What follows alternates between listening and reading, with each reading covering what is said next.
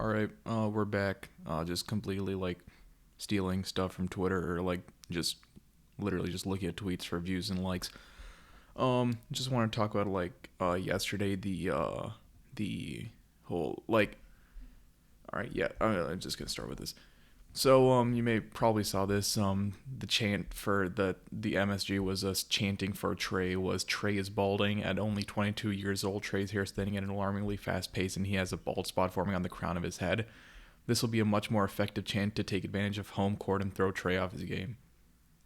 Say what you will about the chant, like about the whatever, like if it's stupid or not. It's just a fun thing to do. And then I want to talk about like this guy's reply. Like New York quickly becoming the most toxic fan base was happy for them, but now I can't wait to see them get annihilated by Trae. I don't get why people are talking like this. First of all, like this is like mild compared to like full blown like look at like English soccer games or football, whatever, right? Look at those, like look at what they're chanting there. Like stuff is insane, right? This is like just some like fun, lighthearted thing. Like I saw so many people. Like this is the only one I could find right now because I didn't like bookmark any of them or anything. But I saw so many people getting mad at like the Knicks fan base. First of all, before this video like gets any further, I do not agree with like that stupid fan who spit on Trae Young for whatever reason. The video, what I'm talking about today is not about them whatsoever. Okay, just want to make that very clear right now. That guy is an idiot. I don't know why he spat on Trae. I'm by me talking like Knicks fans today. I'm talking about like the ones who made the like Trae is balding chant and stuff like that, or the ones who were chanting F Trae Young, right? I am not. I want to make this very clear. I am not talking about the person who spit on Trae Young. All right, that guy's just an idiot.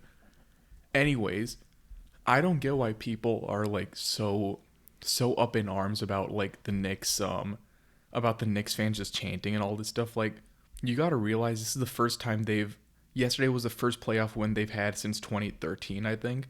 And this is again the first time they've made the playoffs since 2013, I believe. Just let them enjoy this. Like people what I've realized is like a huge argument people love to say is like if someone's like I'm a Bulls fan, right? We haven't been to the playoffs since 2017. I think that's the year before Jimmy got traded. Yeah, 2017. I can still celebrate a win if I want, right? Like think about like last season, the 2019-2020 season, the insane like Zach LaVine takeover game. Where like Zach LaVine just went like just completely took over in the fourth quarter and just like beat the Hornets single handedly. I'm gonna celebrate that win as much as I want, no matter the record that the Bulls have, right? And that's the thing that I've been seeing. This is like not really a Knicks thing, but like just NBA fandom in general. A lot of arguments seem to be like settle down. You only have like whatever wins, anyways, right? Bulls finished with what like 31 wins this season, I believe.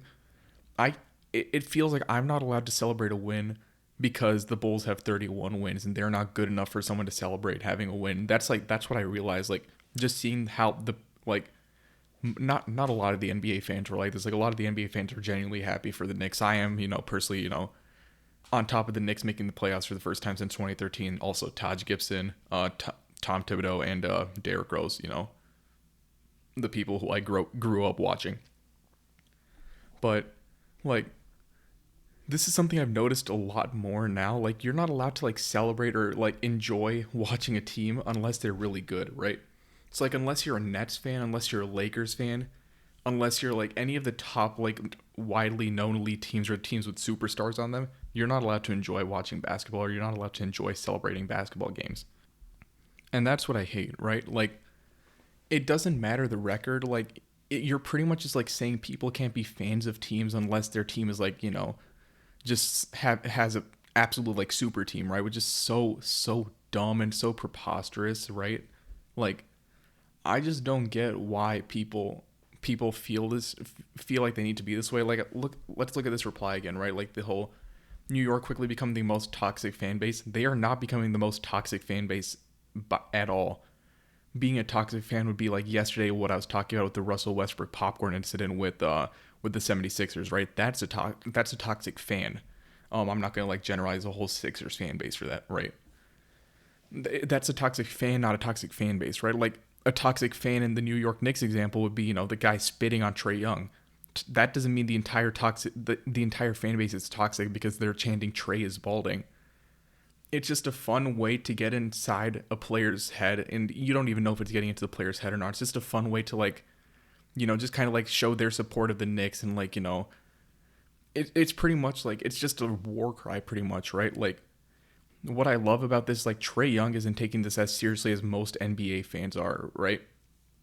Trae Young is like completely played into the villain role. That like the first game one of the Hawks Knicks series, when Trae Young just hit that layup to pretty much seal the game, and then Trae Young just pretty much like started looking around the Madison Square Garden and pretty much silenced them, right? That's something that's fun to see. It's like Trae Young has handled this way better than pretty much any fan has, which is crazy. Like I said again, like you're seeing like people like this guy in the reply saying like they're becoming the most toxic fan base, while Trae Young is literally using the Knicks' chants as fuel to like just play even better, right? Just fall into a villain role, like we saw in game one. And that's what I don't get. Like, it's just you're pretty much just saying that like there's no point of having fans in the stands because they can't support their team, right? When I go to a Bulls game right next season because the Bulls are out and I didn't have the time. I didn't have the time to go to like any of the I didn't have the time to go to any of the like the last 3 games that they opened to fans. No doubt, no matter what the record is next year, whatever the Bulls record is when I'm watching the game, I am still going to cheer as loud as I can. I'm going to cheer on every single player unless, there's someone like Denzel Valentine who's just an absolute bum. But I don't care how bad the team is doing. It's literally just supporting the team, being there for your team, showing your love and dedication to the team you're actually watching play. And for some reason, people just don't want to see that happen. Like, I don't know what this, again, like, half my videos are now just me saying, I don't know what this is becoming, me ranting about something, but, like, just allow the Knicks to, like, start these chants, allow the Knicks fans to do this, because just let them enjoy this, right? You're pretty much just, like, robbing people of joy for no reason. This is the first time they made the playoffs in 8 years. Madison Square Garden is, like, famously one of the loudest stadiums in, like, playoff, like, Madison Square Garden is literally one of the most famous stadiums in the world. And you're pretty much saying, like, there's no reason for it to be famous or there's no reason for fans to be there because you don't want them to start chants and start to rally around their team. It's so stupid. Like, just let the game of basketball be played. I'm personally enjoying the whole, like, F Trae Young, Trae is balding chants because it allows for, like, fun narratives to occur, right? Like, on one hand, on the Knicks side, you have, like, they haven't made the playoffs in 8 years. This is redemption for, like, redemption or silencing everyone who's made fun of them for the last 8 years, right? And on the other hand, you have like people like, everyone's chanting against Trae Young. And he's embracing that villain role, like they're all hating on me and I'm still like dominating your team, stuff like that, right? Like I've seen people on Twitter just talk about like, why do you guys hate Trae Young so much? Trae Young is living in your head rent free. That's not the case. They're literally just picking on the opposing team's biggest player just to get inside their head. That's what like the whole premise of trash talking basketball games is. I don't know. It's like I don't get why people are calling the Knicks toxic for this. Knicks fans toxic for this stuff. This guy isn't the only one I've seen. This is the only one I could find because I was just like just kind of decide to record this video on a whim. But yeah, I mean that's about it. Again, I'm gonna start actually watching the playoff games soon. I'm just like still like just buried under a bunch of work and stuff, but yeah, I mean besides that, that's about it. I'll see you.